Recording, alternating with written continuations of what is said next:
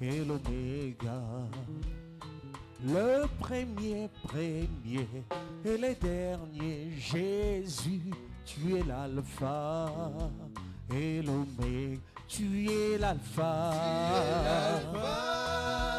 et l'oméga, mon roi, tu es l'alpha et l'oméga, tu es l'alpha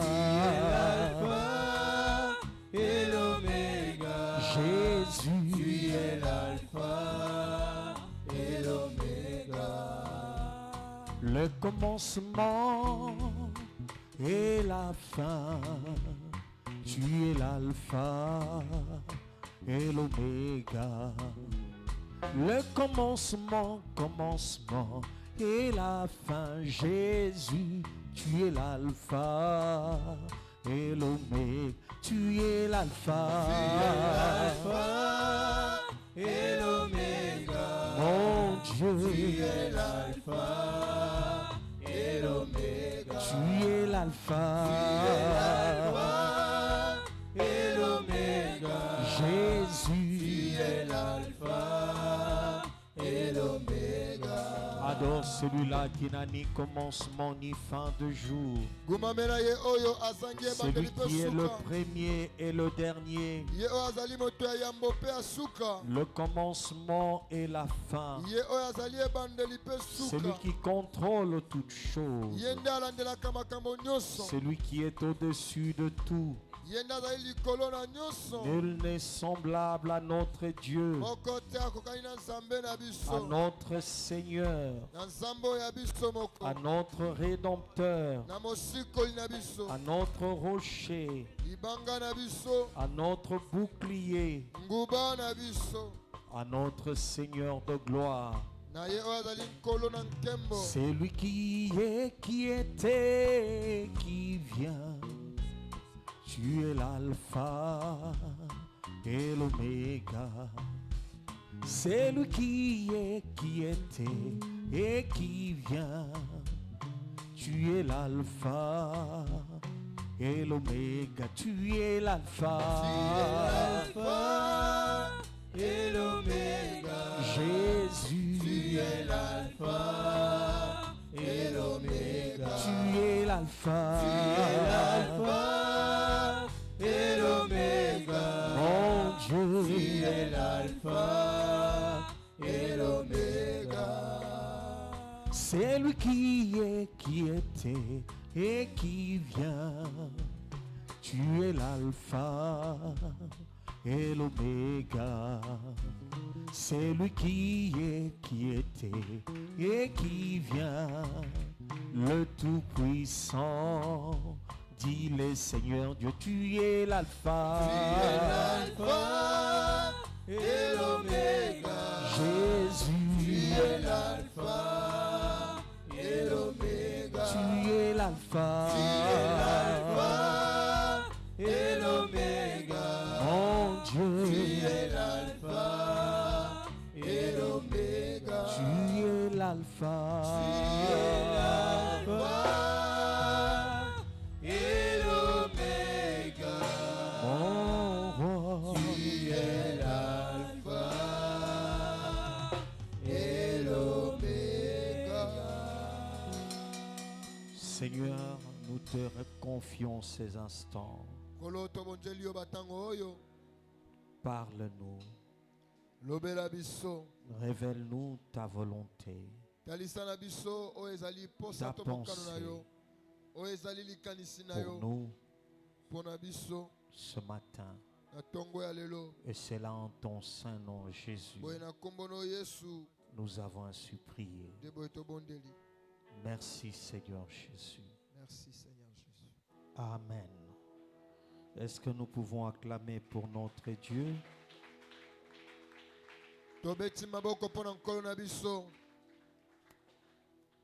Nous allons ouvrir nos Bibles en Genèse chapitre 26.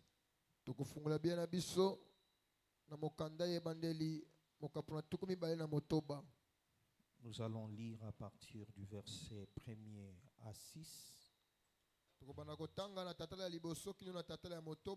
et du verset 12 à 32. Pe talatala ya tuku misato na mibale kino tuku misato na minei. Je vais faire une lecture marathon. Nakotanga ngai moko na lombango penza.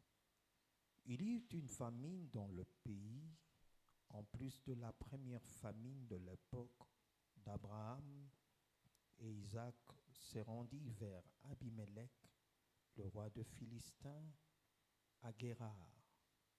L'Éternel lui apparut et dit, « Ne descends pas en Égypte, réside dans le pays que je vais t'indiquer. Séjourne dans ce pays-ci. Je serai avec toi et je te bénirai, car je te donnerai toutes ces terres à toi et à ta descendance. Je tiendrai le serment que j'ai fait à ton père Abraham. Je rendrai ta descendance aussi nombreuse que les étoiles du ciel. Je donnerai toutes ces terres à ta descendance. Toutes les nations de la terre seront bénies en ta descendance, parce que Abraham m'a obéi et qu'il a respecté mes ordres, mes commandements, mes prescriptions et mes lois. Isaac resta donc à Guérar. Isaac fit de semailles dans le pays et il récolta le centuple cette année-là, car l'Éternel le bénit. Cet homme devint riche, il s'enrichit de plus en plus jusqu'à devenir très riche. Il avait des troupeaux de petits et de gros bétail ainsi qu'un grand nombre de serviteurs. Les Philistins furent jaloux de lui. Tout le puits qu'avaient creusé les serviteurs de son père à l'époque de son père Abraham, les Philistins les comblèrent en les remplissant de terre. Et Abimelech dit à Isaac, « Va-t'en de chez nous, car tu es beaucoup plus puissant que nous. » Isaac partit de là et campa dans la vallée de Guérar où il s'installa. Isaac creusa de nouveau le puits qu'on avait creusé à l'époque de son père Abraham et que le Philistin avait comblé après la mort d'Abraham. Il leur donna les noms que son père leur avait donnés. Les serviteurs d'Isaac creusèrent encore dans la vallée et y trouvèrent un puits d'eau vive. Le berger de Guérar cherchèrent querelle au berger d'Isaac en disant, « L'eau est à nous. » Il appela le puits Essek parce qu'on s'était disputé avec lui. Ses serviteurs creusèrent un autre puits au sujet duquel on chercha aussi querelle, et il appela Sitna. Il partit de là et creusa un autre puits pour lequel on ne chercha pas querelle. Il appela Rehoboth, car, dit-il, l'Éternel nous a mis au large et nous prospérons dans le pays. Il remonta de là à Beersheba. L'Éternel lui apparut dans la nuit et dit, « Je suis le Dieu de ton père Abraham, n'aie pas peur, car je suis avec toi. Je te bénirai et je rendrai ta descendance nombreuse à cause de mon serviteur Abraham. » Il construisit là un autel et fit appel au nom de l'Éternel. Il y dressa sa tente et les serviteurs d'Isaac y creusèrent un puits. Abimelech vint de Guérar le trouver avec Ahouza, son ami, et Picol, le chef de son armée. Isaac leur dit, « Pourquoi venez-vous me trouver, puisque vous me détestez et que vous m'avez renvoyé de chez vous ?» Ils répondirent, « Nous voyons que l'Éternel est avec toi. C'est pourquoi nous disons qu'il y ait un serment entre nous et toi. concluons une alliance avec toi. Jure que tu ne nous feras aucun mal, de même que nous ne t'avons pas maltraité et que nous t'avons fait seulement du bien et que nous t'avons laissé partir dans la paix. Maintenant, tu es béni de l'Éternel. Isaac leur prépara un festin et ils mangèrent et burent. Ils se levèrent de bon matin et se présentèrent mutuellement serment. Isaac les laissa partir et ils les quittèrent dans la paix. Ces jours-là, des serviteurs d'Isaac vinrent lui parler du puits qu'ils creusèrent et lui dirent: nous avons trouvé de l'eau. Il appela le puits Shiba. C'est pourquoi on a donné à la ville le nom de Beersheba jusqu'à aujourd'hui. Genèse chapitre 50.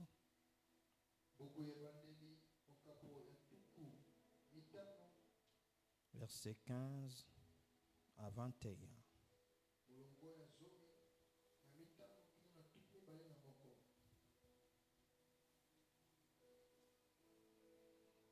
Quand les frères de Joseph vinrent dire que leur père était mort, ils se dirent: si Joseph nous prenait en haine et nous rendait tout le mal que nous lui avons fait.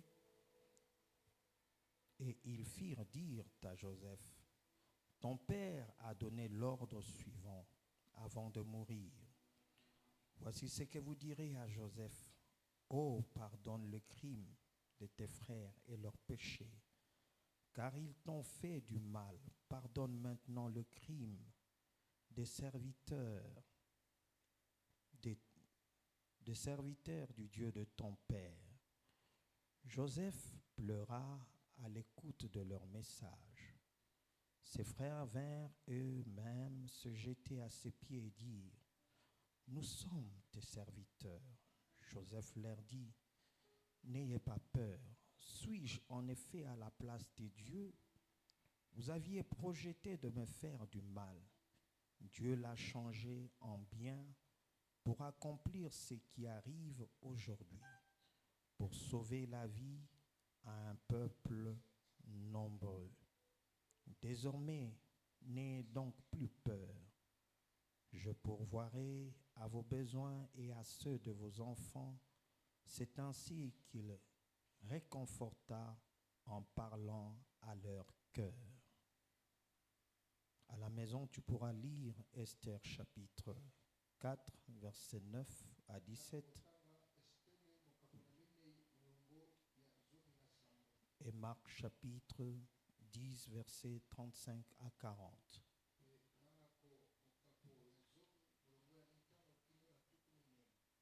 Je prendrai pour thème ce matin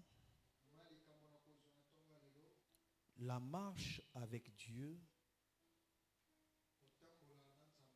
selon sa destinée et sa coupe prophétique.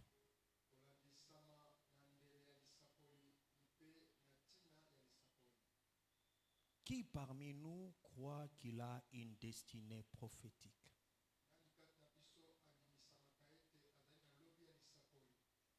Ah bon? Il n'y a que quelques mains. Et qui ne croit pas qu'il n'a aucune destinée prophétique?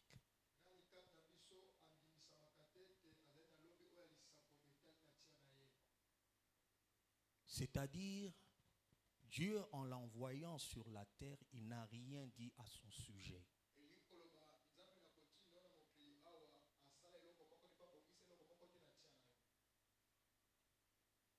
Est-ce qu'il y a quelqu'un? Alors, je repose maintenant ma question.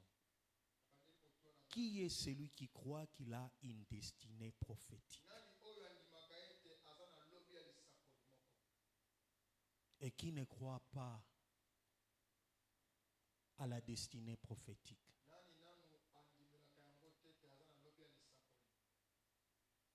Ou en d'autres termes, qui pour lui il n'a jamais su qu'il a une destinée prophétique.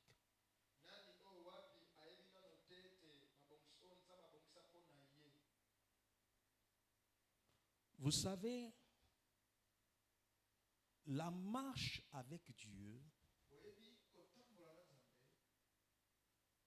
exige la connaissance. Si tu ignores ce que Dieu a prévu de faire avec toi, par ton canal, tu ne pourras pas accomplir ta destinée prophétique.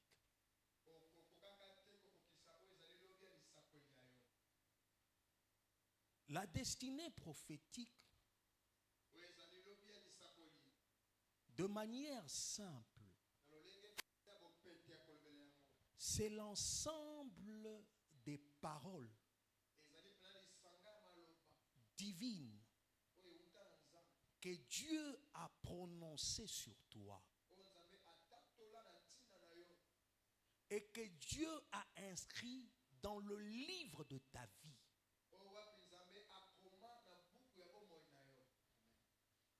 Des choses qu'il aimerait accomplir avec toi.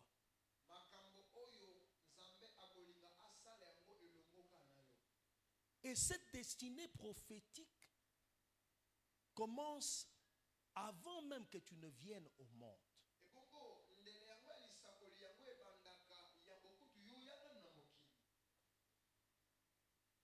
Voire même alors que tu n'étais même pas dans le ventre de ta mère.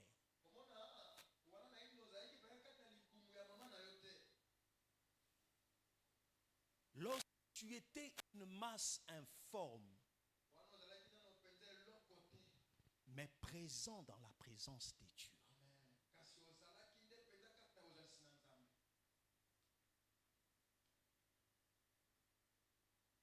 David dit, lorsque je n'étais qu'une masse informe, tes yeux me voyaient.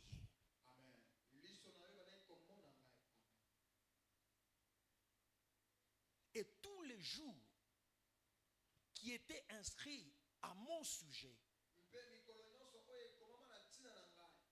tu le connaissais. Psaume 139, verset 16. Le psalmiste dit encore en Psaume 31, verset 16, mes destinées sont entre tes mains.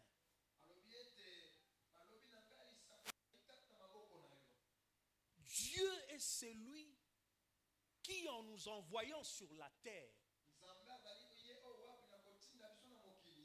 a prévu d'accomplir des choses avec nous.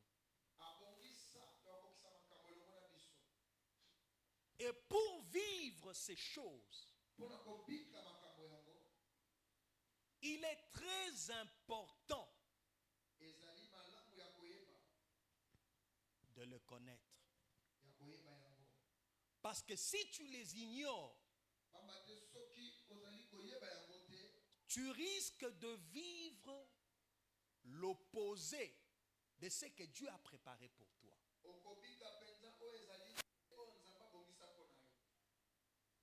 Nous voyons Isaac, le fils de la promesse. Dieu s'est révélé à lui. La Bible nous dit que Dieu lui est apparu et lui a dit. Donc, bien qu'il était le fils de la promesse, bien qu'il avait l'alliance de Dieu sur lui, Isaac avait besoin d'une rencontre avec Dieu. Dieu devait se révéler à lui. Dieu devait lui parler. Dieu devait l'enseigner. Dieu devait l'orienter. Il y a eu une grande famine. Au point où Isaac avait l'intention de descendre en Égypte. C'est-à-dire de quitter les terres qui étaient liées à sa destinée prophétique, à l'accomplissement de ses promesses. Et Dieu, en voyant les intentions d'Isaac, il va lui apparaître et lui parler en lui disant: Isaac, ne va pas en Égypte, mais reste à Guérar. Reste dans le pays que je t'indiquerai. Parce que l'accomplissement aussi de la destinée prophétique dépend de l'endroit où Dieu t'envoie. Si tu marches à l'encontre ou à l'opposé de l'endroit où Dieu veut que tu sois, que tu exerces sa mission, que tu accomplisses sa volonté, Dieu ne sera pas avec toi.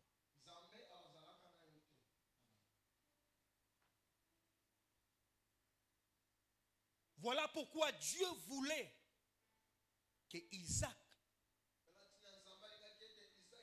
reste à l'endroit de sa destinée prophétique, de sa promesse prophétique.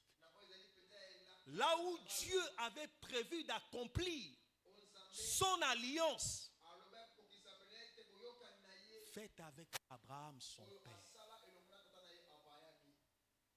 Il va lui dire: reste dans ce pays. Je serai avec toi et je te bénirai. Il va continuer à lui parler pour lui révéler le secret de la bénédiction d'Abraham. Le secret de la victoire d'Abraham. Le secret de sa marche avec Dieu.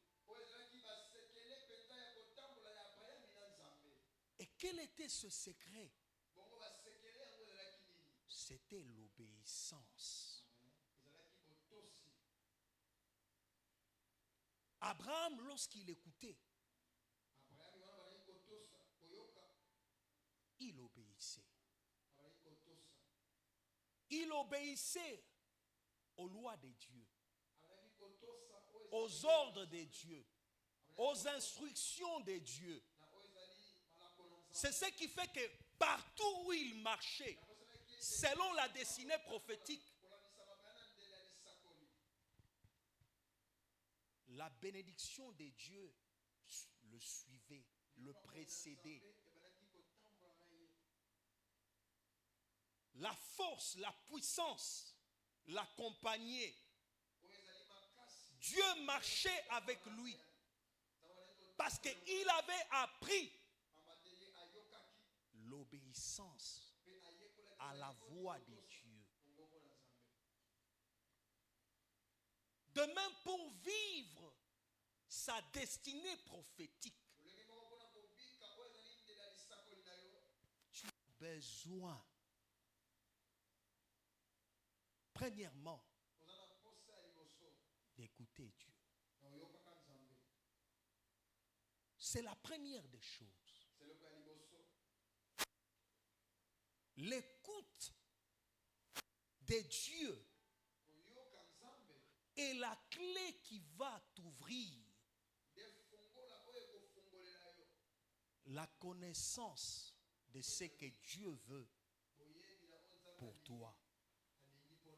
L'écoute de la voix de Dieu t'apportera même la révélation de ce que Dieu t'ordonne à faire. L'écoute de la voix de Dieu te permettra d'avoir la connaissance de sa volonté.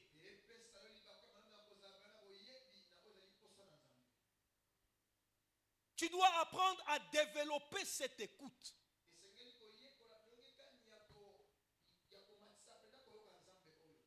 Et pour développer cette écoute,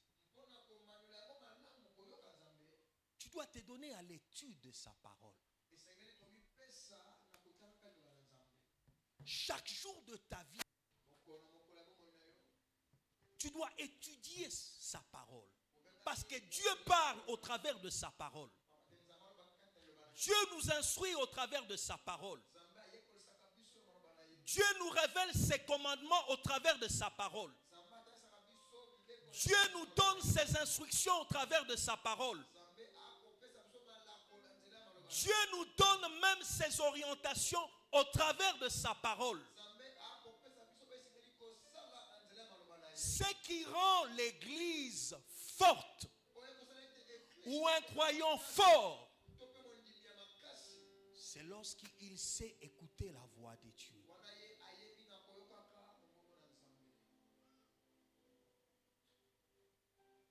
Et la deuxième chose, c'est apprendre à lui obéir et se soumettre à Dieu. Parce que Dieu, non pas simplement, il va te révéler les choses que tu dois faire, que tu dois accomplir avec lui. Mais tu dois apprendre l'obéissance et la soumission. L'obéissance et la soumission à Dieu, des clés puissantes.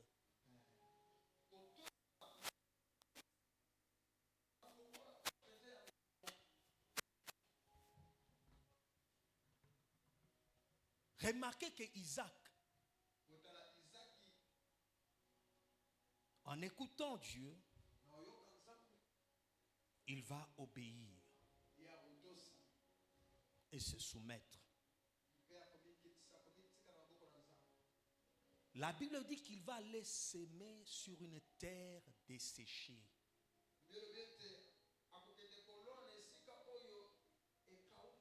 Mais parce qu'il avait obéi, parce qu'il était soumis à la voix de Dieu, à l'orientation prophétique,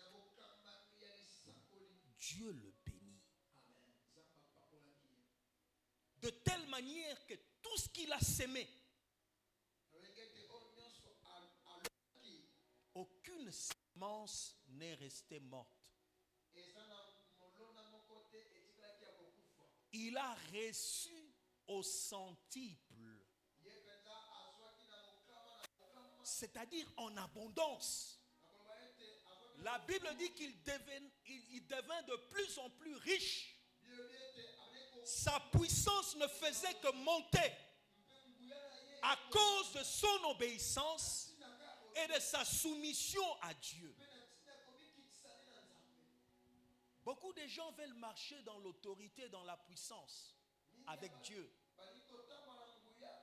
Mais ils ignorent que la clé de l'autorité ou de la puissance que Dieu donne exige la soumission et l'obéissance à Dieu.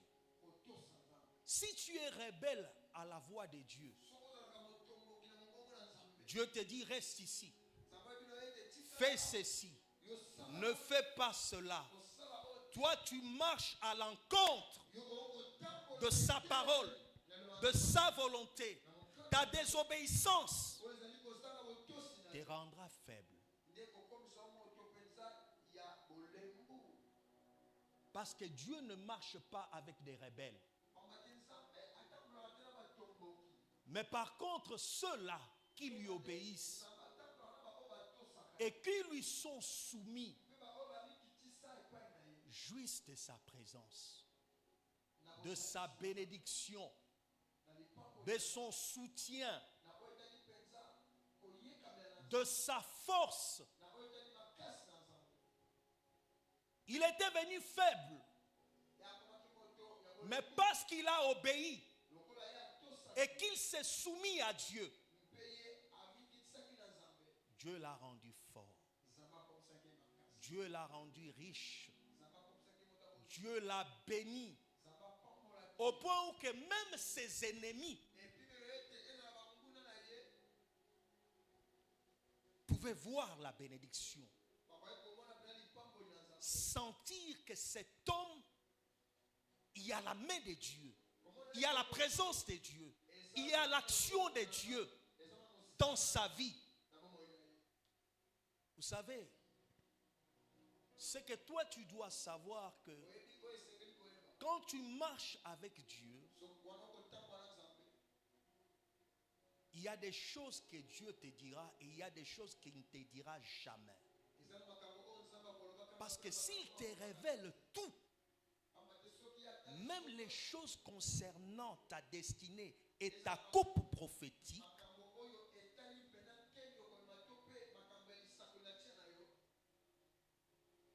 tu vas te rétracter et dire je n'irai pas, je ne le ferai pas. Dieu ne lui avait pas réservé l'opposition qu'il rencontrera.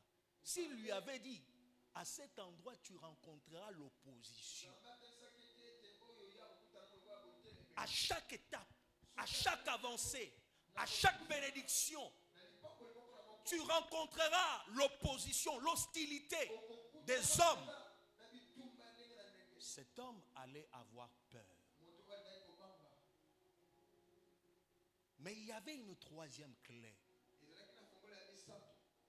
que tu dois connaître. C'est la foi en Dieu. Lorsque Dieu te parle, tu dois développer la foi. La foi en sa personne, en sa toute puissance, en ses promesses, en ses desseins, même au milieu de l'hostilité, même au milieu du combat, même au milieu des défis que tu rencontres. Tu dois apprendre à lui faire toujours confiance. Parce que celui qui le fait confiance devient comme un aigle. La Bible nous dit que ceux qui se confient en l'Éternel renouvellent leur force. Même au milieu du combat. Parce que Dieu leur fortifie. Ils prennent l'envol comme des aigles. Ils marchent sans se fatiguer. Ils courent sans s'épuiser. Parce que la force qu'ils ont émane du Dieu Tout-Puissant. Remarquez qu'à chaque fois où sa bénédiction s'élève,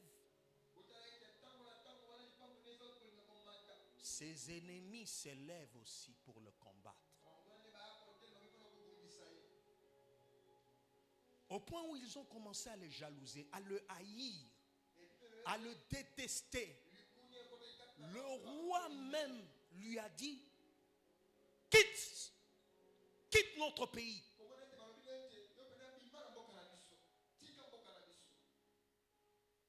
À chaque fois où le puits qui révélait sa bénédiction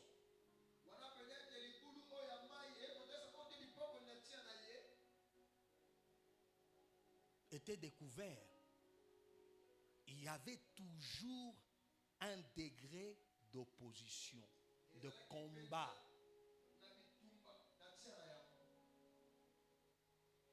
Remarquez que chaque puits, il le donne un nom approprié pour révéler sa marche et les étapes de sa marche avec Dieu, de ses combats avec Dieu.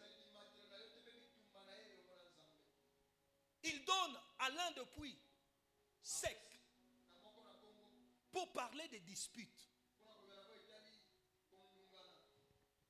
Parce que avait des querelles.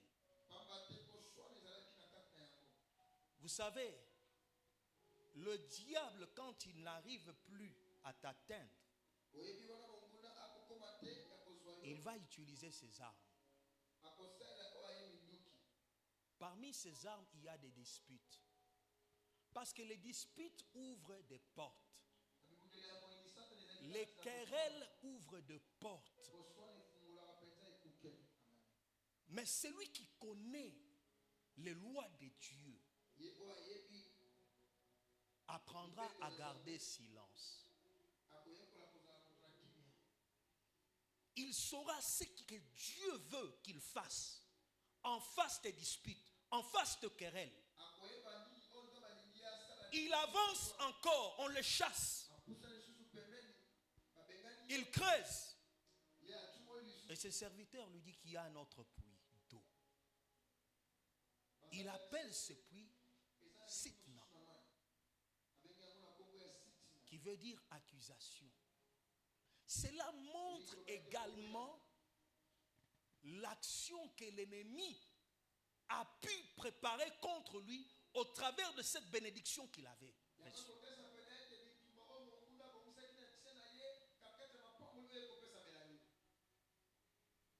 Les accusations sont aussi des armes que l'ennemi utilise contre nous.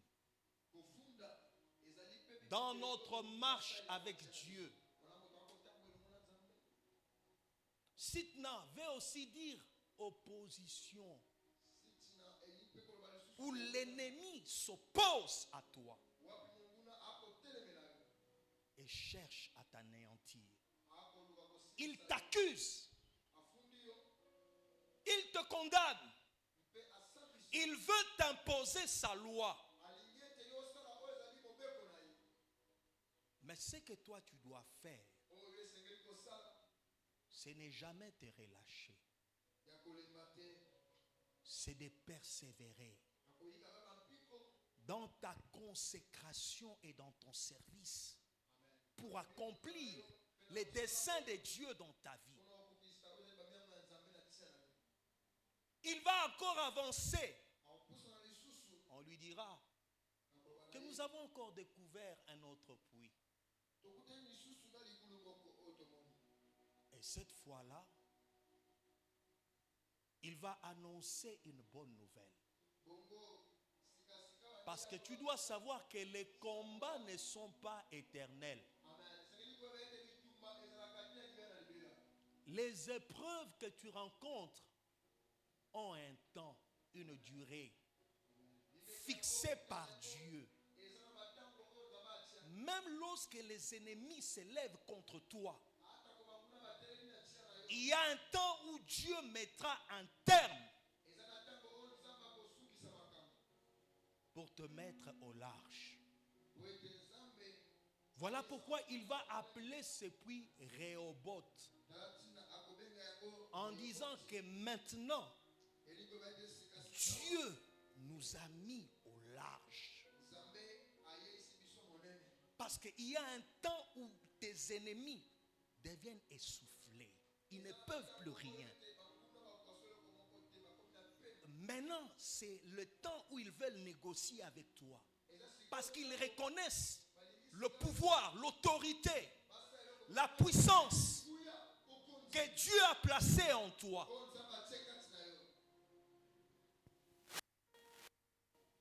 Remarquez comme Joseph. Il a été vendu par ses frères.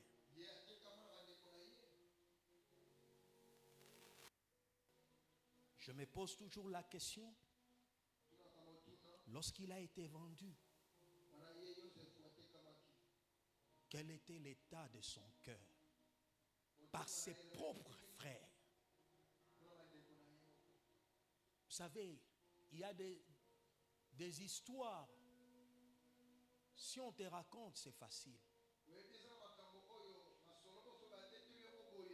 Mais si toi-même tu passes par la traîtrise, c'est pas facile.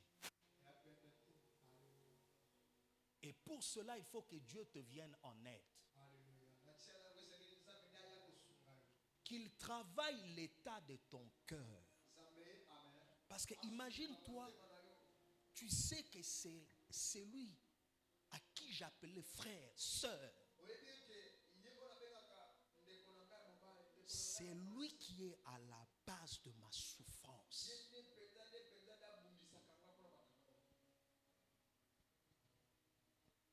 Mais ce qui a amené Joseph, c'est sa connaissance et sa foi en Dieu. Il avait la révélation de ce que Dieu lui avait révélé par des songes. Il savait que le Dieu qui lui a révélé était un Dieu fidèle. Et que malgré tout ce que ses frères pouvaient faire pour arrêter l'accomplissement des songes que Dieu lui avait donnés, ils ne pourront rien. Parce que Dieu veille sur l'accomplissement de sa parole, de ses promesses. Et cet homme s'était confié en Dieu. Et voire même lorsque Dieu l'a élevé, en faisant de lui le deuxième après Pharaon, son amour pour Dieu et pour sa famille demeurait puissant. Voyez, quand il rencontre ses frères, il est en train de poser des actes pour se révéler à eux. Il l'ignorait. Mais à cause de l'amour, il a fini par se révéler. À cause de l'amour, il a fini par pardonner. Parce que beaucoup de gens entreront en enfer à cause de la haine, du mal que l'on t'a fait.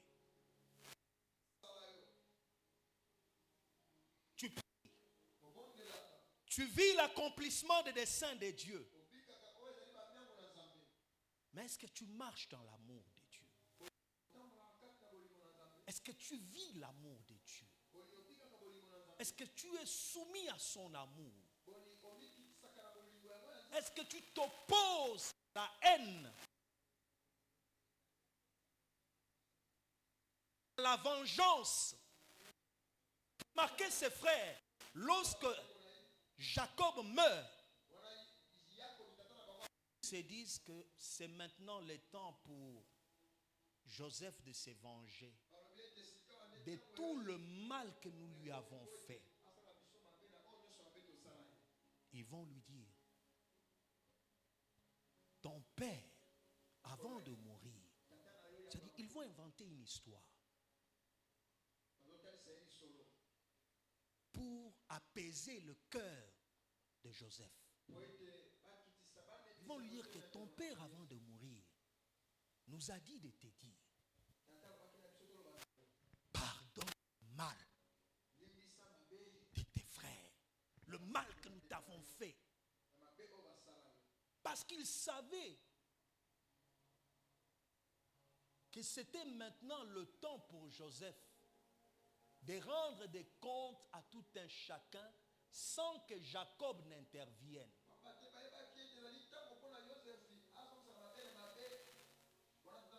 Mais c'est que eux, ils ignoraient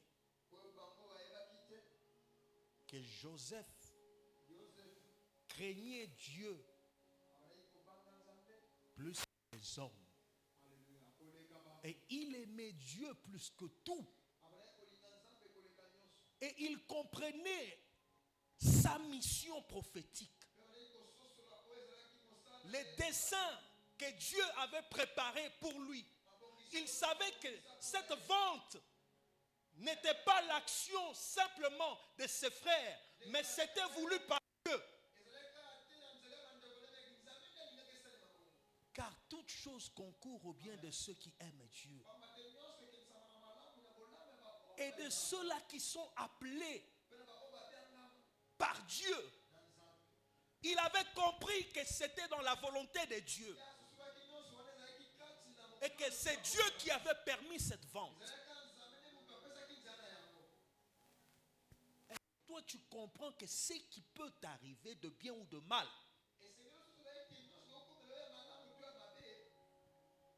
Dieu est au-dessus de tout et il contrôle tout. Pourquoi vois-tu simplement l'action humaine sans pour autant voir l'action divine?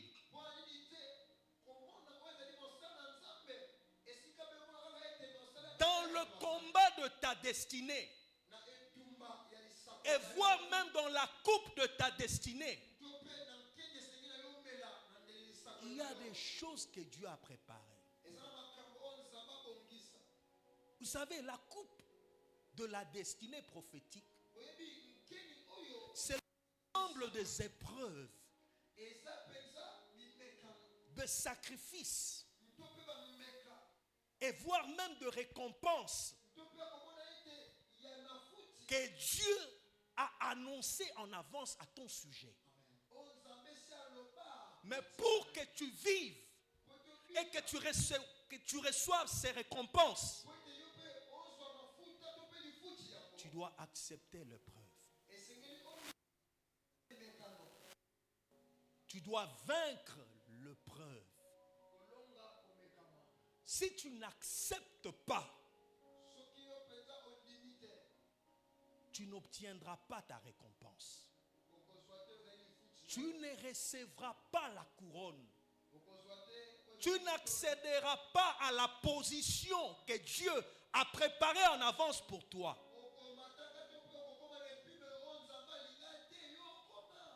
En Marc chapitre 10 que je vous ai donné, de versets 35 à 40, c'est Jacques et Jean, le fils de Zébédée, qui viennent faire une demande au Seigneur. Ils avaient compris l'honneur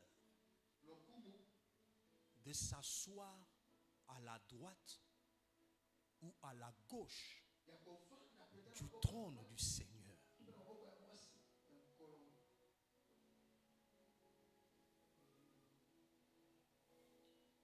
Parce que nous serons tous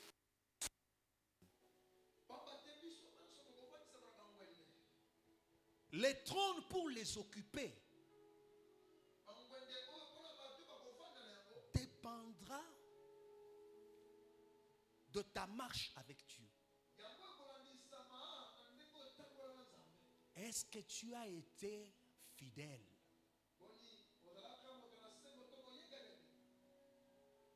Est-ce que tu as persévéré jusqu'au bout? Est-ce que tu as accompli pleinement sa volonté? Il y a des trônes que Dieu a préparés pour tout un chacun d'entre nous. Mais tu peux le perdre. Il y a des récompenses que Dieu a prévues pour nous. Tu peux les obtenir tout comme le perdre. Il y a des couronnes que Dieu a préparées pour nous. Tu peux les obtenir tout comme les perdre.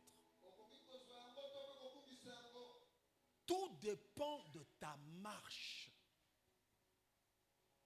avec Dieu.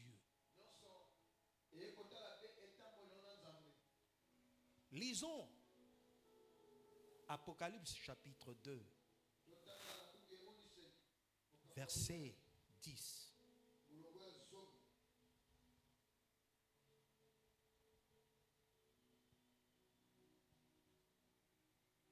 La Bible nous dit, ne redoute pas ce que tu vas souffrir. Voici, le diable va jeter quelques-uns d'entre vous en prison, afin que vous soyez mis à l'épreuve.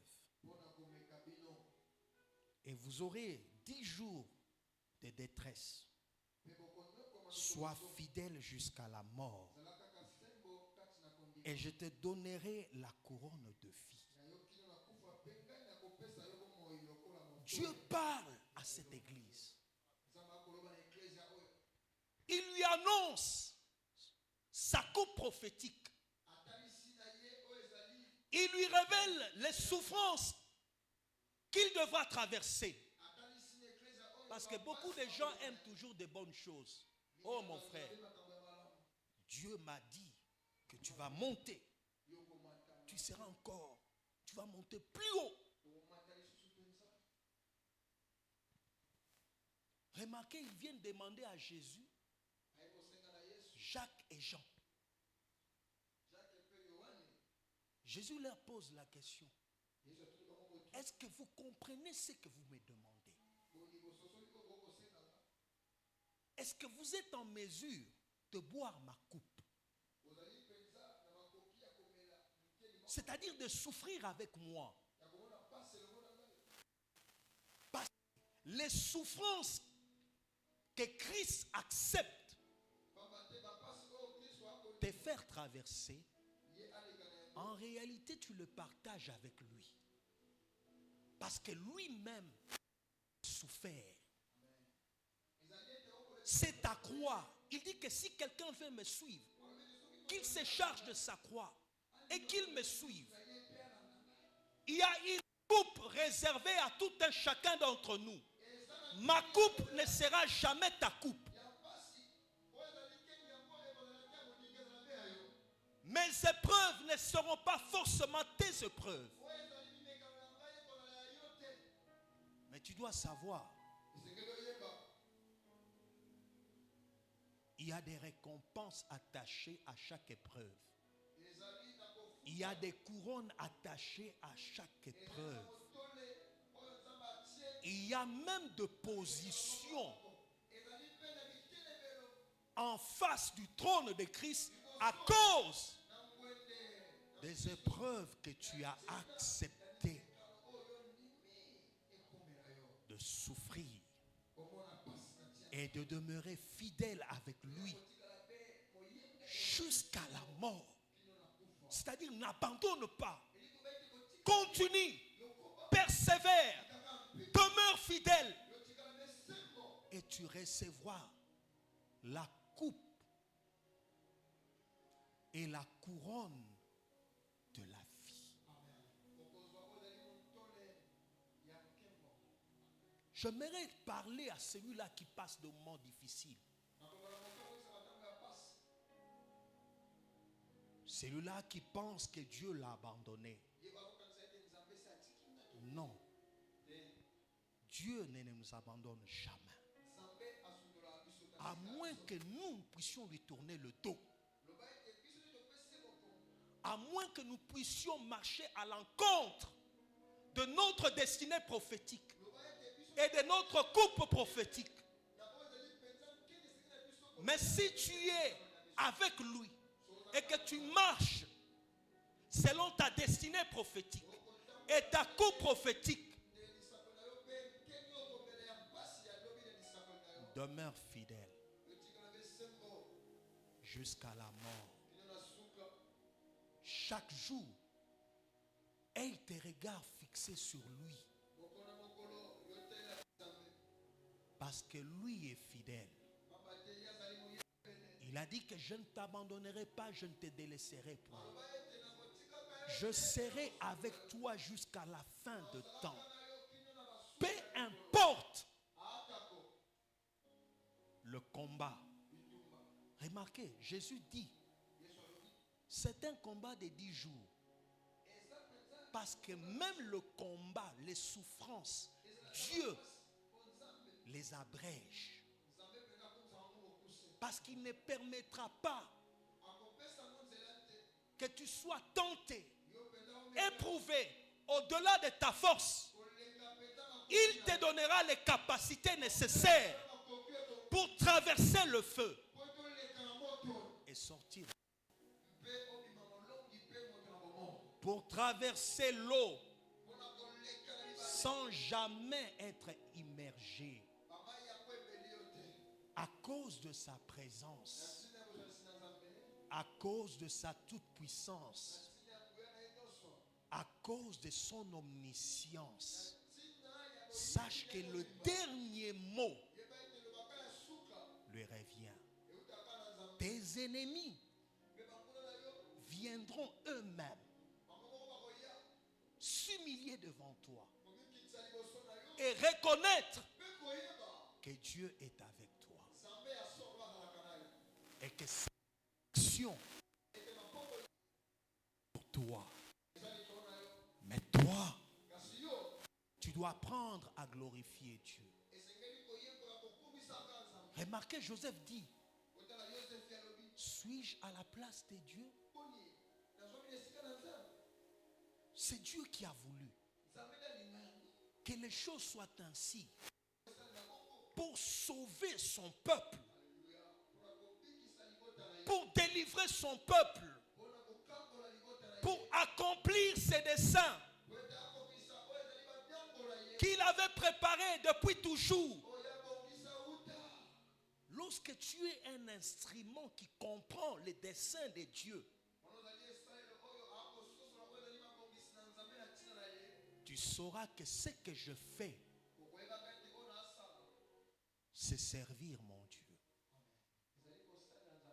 et accomplir ses desseins bienveillants. Je ne suis qu'un instrument et que l'honneur et la gloire lui reviennent. Que Dieu bénisse sa parole.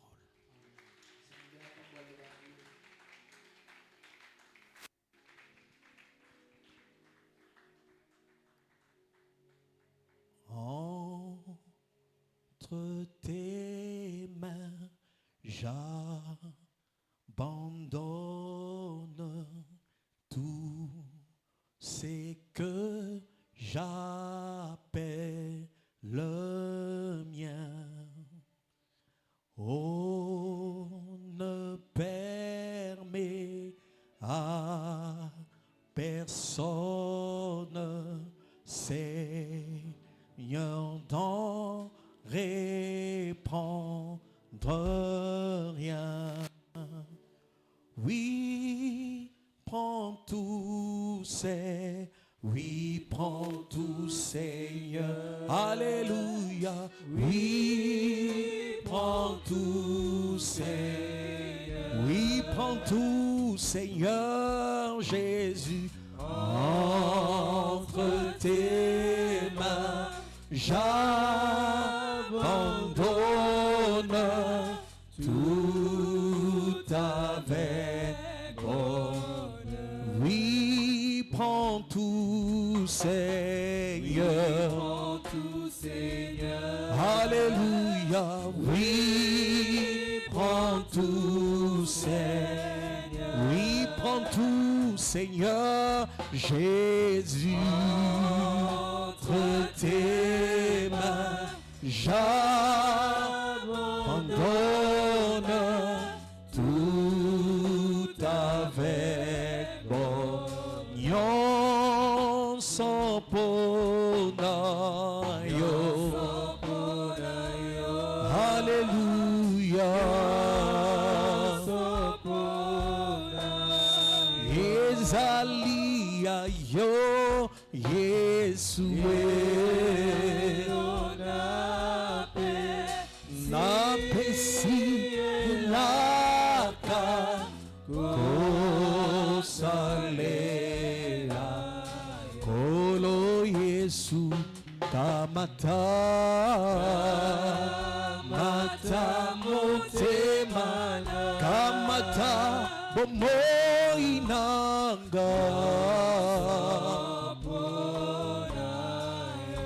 Ezali ayo Yesue Makama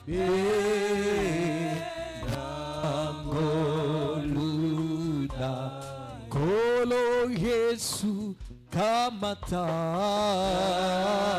Mata Motema Kamata Bomoinanga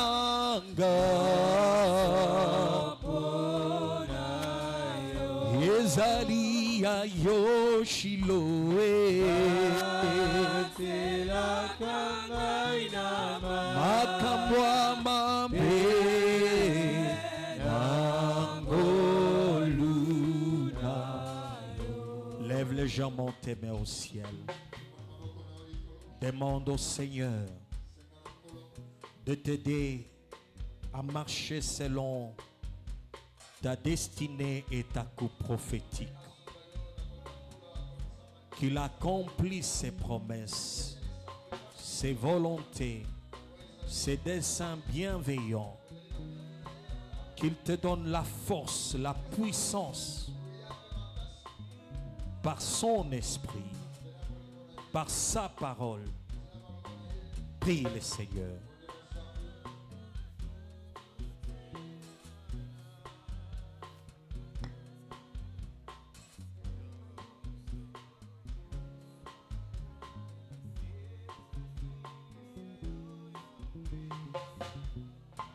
Alléluia.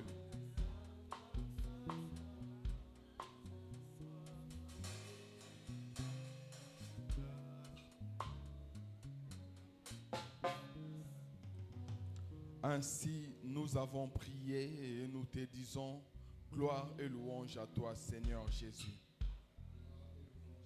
Est-ce qu'on peut fortement acclamer les